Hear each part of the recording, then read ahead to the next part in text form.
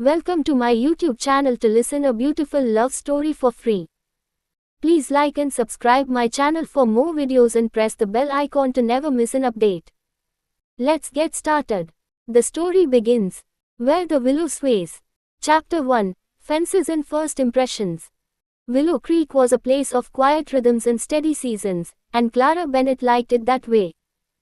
Her days were marked by the predictable routines of running the little bookshop her grandparents had started decades ago. The shop, nestled on Main Street, was both her sanctuary and a reminder of everything she had lost. She liked the solace of it, the way it insulated her from the noise of the world. But that solitude was shaken the day she met Theo Morgan. She found him near her garden fence, crouched low as he inspected the sagging planks. His blonde hair caught the late morning light, and there was something so absorbed in his posture that Clara almost hesitated to interrupt. Almost. "Can I help you?" she asked, her voice sharper than she intended. Theo straightened, brushing sawdust from his jeans. He had a warm smile, the kind that eased tension without effort. "Sorry," he said, holding his hands up. "I'm Theo Morgan. Just moved into the cottage down the lane." He gestured toward her weathered fence. "Looks like it's seen better days. Thought I'd offer to help if you needed it." Clara crossed her arms, wary. "It does the job."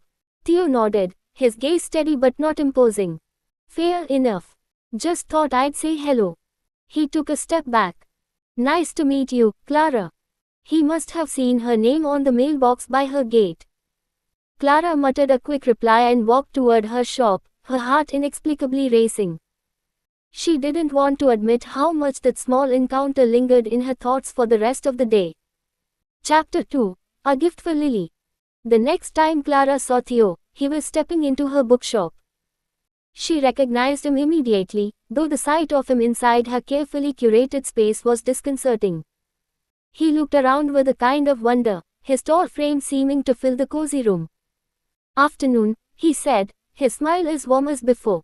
"This place is something else. Didn't think bookshops like this still existed." Clara frowned, unsure if that was a compliment or not. "Can I help you find something?" Theo nodded, tucking his hands into his jacket pockets. "My niece, Lily, has a birthday coming up. She's 7 and loves to read. I was hoping you could recommend something." Clara's guarded exterior softened slightly. There was something endearing about the way he spoke of his niece. She led him to the children's section, pulling out a beautifully illustrated book about a girl who builds her own flying machine. "She might like this," Clara said. "It's adventurous but heartfelt." Theo took the book, studying the cover. "Looks perfect. Thanks." As Clara rang up the purchase, their fingers brushed when she handed him the paper bag. The brief contact sent an unexpected jolt through her, and she quickly stepped back. "Thank you, Clara," Theo said, his voice soft as he glanced at her nameplate on the counter. "I'll see you around." As he left, the shop seemed quieter than usual, and Clara found herself standing by the window, watching as Theo walked down the street. Chapter 3. Fixing What's Broken. The following morning, Clara was sipping her coffee by the kitchen window when she saw Theo walking up her garden path. He carried a small potted plant in one hand and a toolbox in the other. She opened the door before he could knock. "Morning," he said with a lopsided grin, holding up the plant. "Thought this might brighten up your garden. And I was wondering if I could fix that gate of yours. It's barely holding on." Clara hesitated. She wasn't used to people offering help, not since she'd learned to rely on herself after her parents' deaths 5 years ago. But Theo stood there patiently, his presence unassuming yet steady, and she found herself nodding. "Just the gate," she said firmly. "Just the gate," he agreed with a small laugh.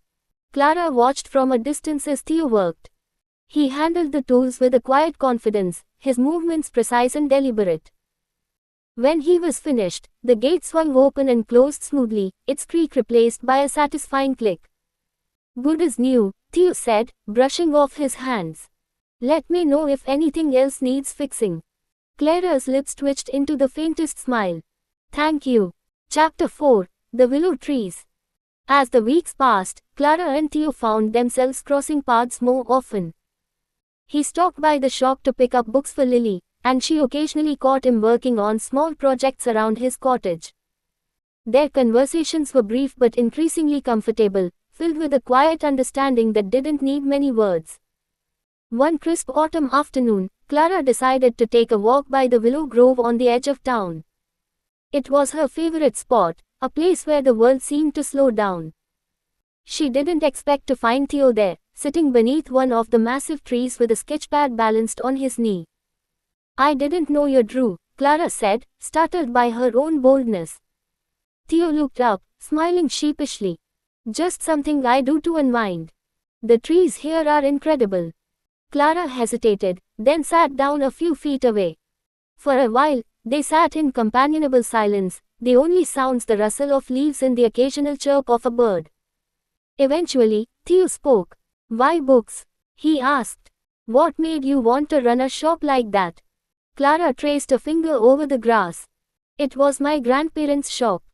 I grew up here, reading in the corner while they worked. After they passed, I couldn't let it go. It's home." Theo nodded, his gaze thoughtful.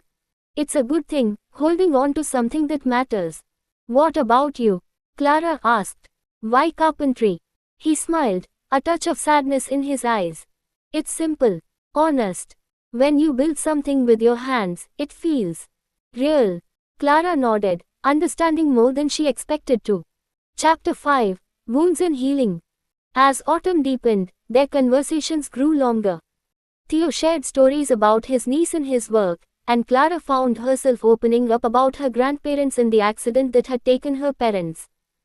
She didn't cry often, but one evening beneath the willows, as Theo listened without judgment, the tears came. "I'm sorry," she whispered, wiping at her cheeks. "Don't be," Theo said softly. "Sometimes it helps to let it out." Clara looked at him, her walls crumbling in a way she hadn't expected. In Theo's presence, she felt a warmth she hadn't felt in years, a quiet, steady warmth that made her want to believe in something again. Chapter 6: The Misunderstanding. But healing wasn't linear. One day, Clara overheard a snippet of a conversation between Theo and another shopkeeper.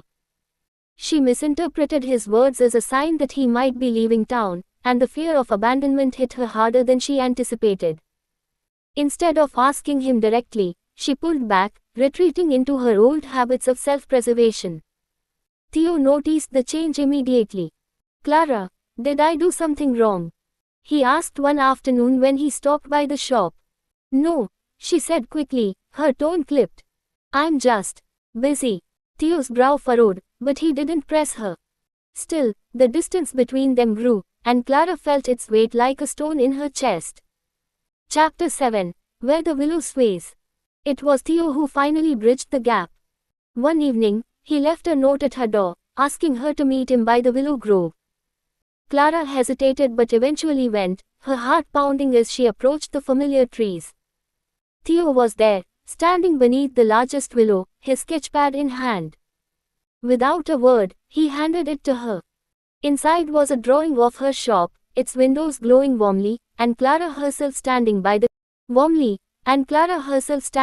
counter with a soft smile on her face.